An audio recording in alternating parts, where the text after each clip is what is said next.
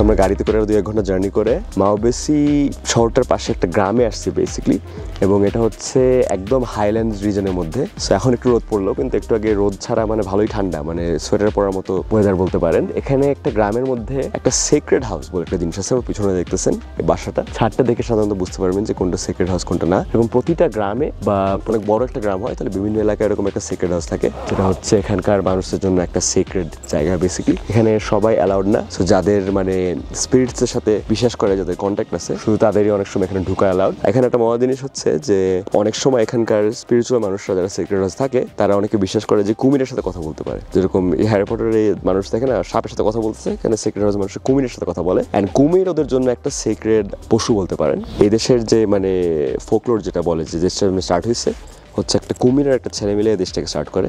So এদের জন্য কুমির হচ্ছে একটা খুব সেক্রেড একটা জিনিস।